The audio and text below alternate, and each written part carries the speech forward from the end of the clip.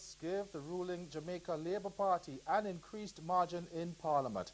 And in sport, a 13-member West Indies A squad named to face Sri Lanka in a 3-match one-day series.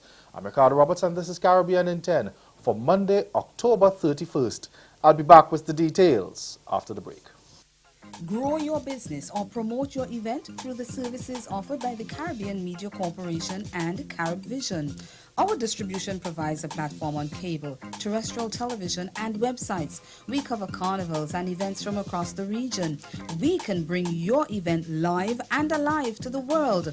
For music makers, program producers, businesses, we can expand your reach to in excess of 2 million households daily. Our other services include news updates to enhance your media products, studio space for program and development. We can facilitate the launch of new products and services and training.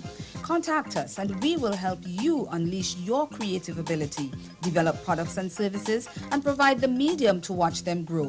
Contact Loretta Skeet at cmccaribbean.com or call her 1-246-467-1044 or 1-246-253-3889. Call and book your carnival or event today.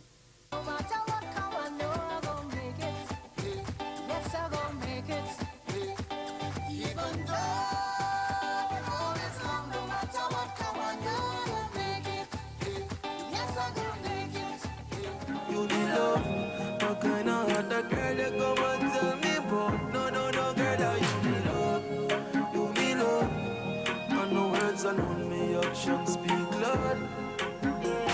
Seems like I'm losing you.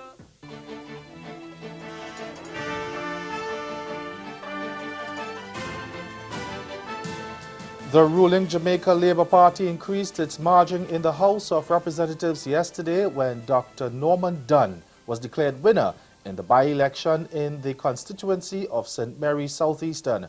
In one of 3 by-elections held across the island, Dunn went up against the main opposition People's National Party's Dr. Shane Alexis.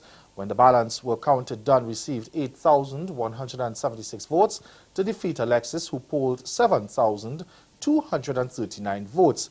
In last year's general election, Dunn lost the seat by only 5 votes to the PNP's Dr. Winston Green.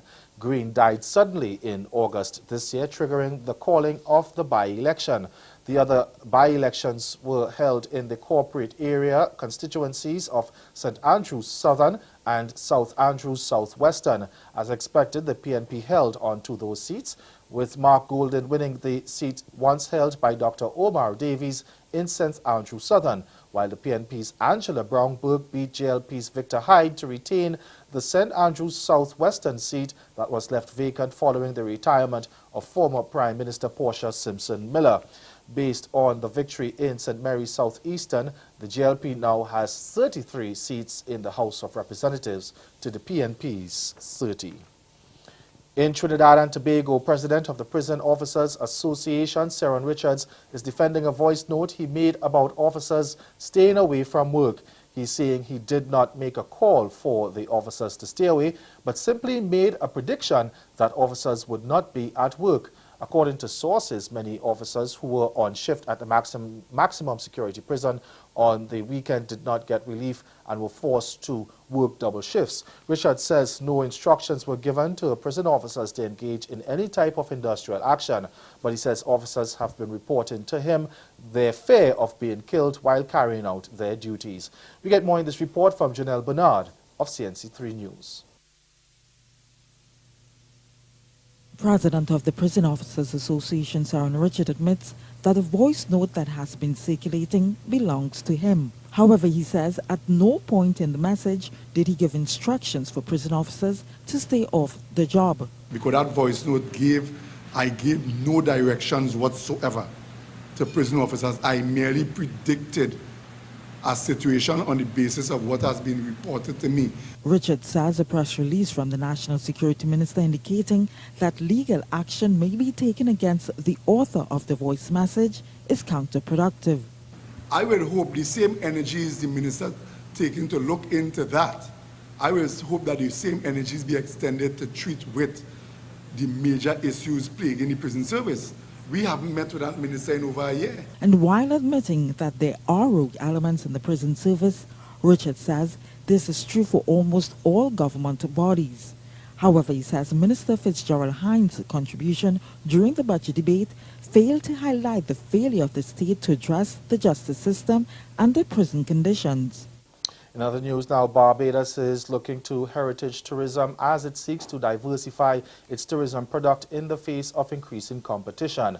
And authorities are now focusing on the sugar and rum industries, which for centuries were the island's main income earners. On Monday night, the Barbados Tourism Product Authority launched the second annual sugar and rum season, which will run from January to April 2018 and will highlight various aspects of the history of both commodities.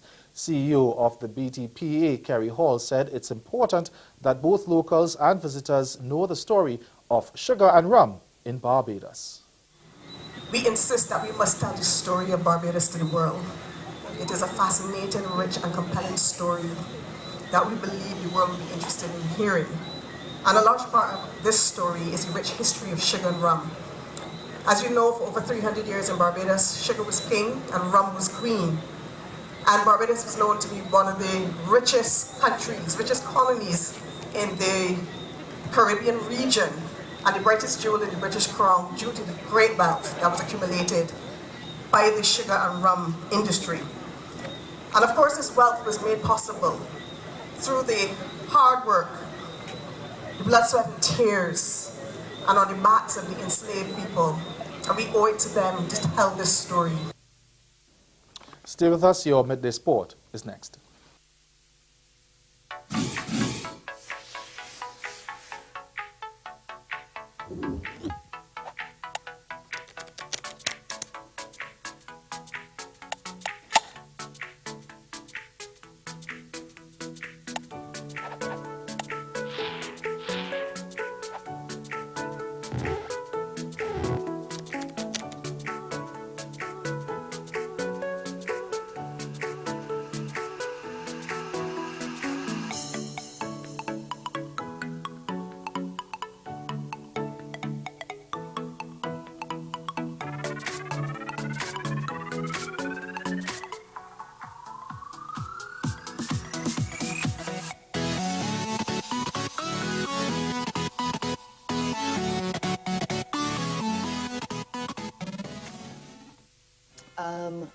There was a young man in the detention area that came to the window. There was a little window on the door, and he could see me, frantic, you know, not knowing what he knew. Yeah.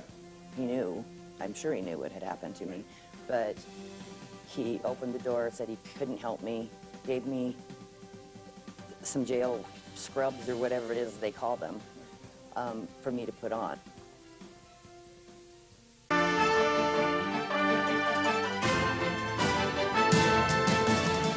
Youth World Cup star Odin Smith has been named in the 13-member West Indies A squad to face Sri Lanka A in the 3-match one-day series which bowls off tomorrow.